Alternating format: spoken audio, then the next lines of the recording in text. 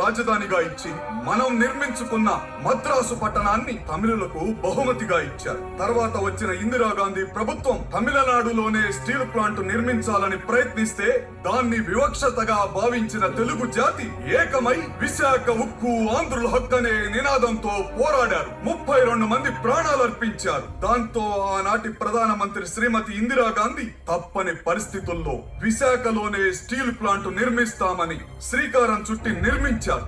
సరిగ్గా అర్ధ శతాబ్దం తర్వాత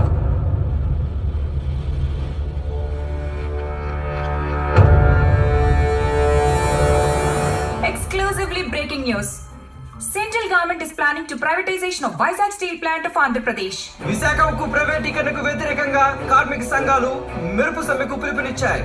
దీంతో విశాఖ నగరం అంతా ఉద్రిక్త వాతావరణం నెలకొన్నట్టు మా ప్రతినిధి తెలిపారు. విశాఖ స్టీల్ ప్లాంట్ ప్రైవేటీకరణ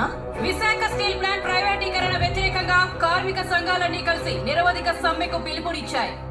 ప్రైవేటీకరణని ఎట్టి పరిస్థితుల్లో ఈ నగరవాసిగా నేను ఒప్పుకోనండి.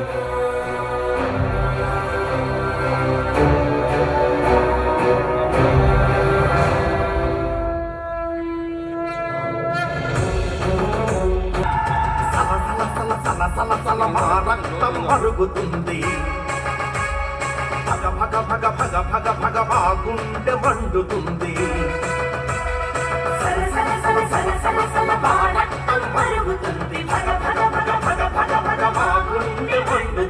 ఎవ్వడురా అమ్మేది, ఎవ్వడురా కొనేది,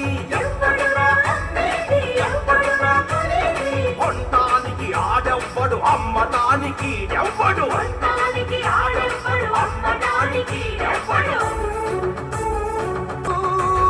మా విశాఖ ఉక్కు ఇది మా బతుకుల దిక్కు.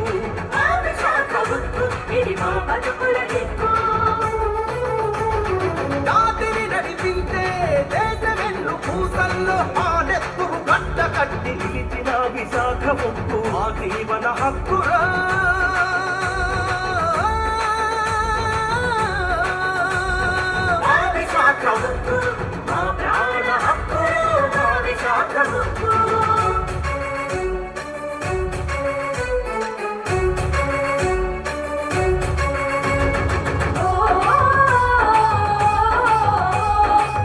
కంటే చేపలు పట్టే ఊరు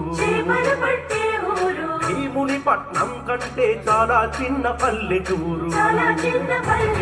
విశాఖ పోర్ట్ వచ్చినాక పెద్ద పట్నమైంది. స్టీలు ప్లాంట్ షిప్ యార్డుతో మహాపట్నమైంది.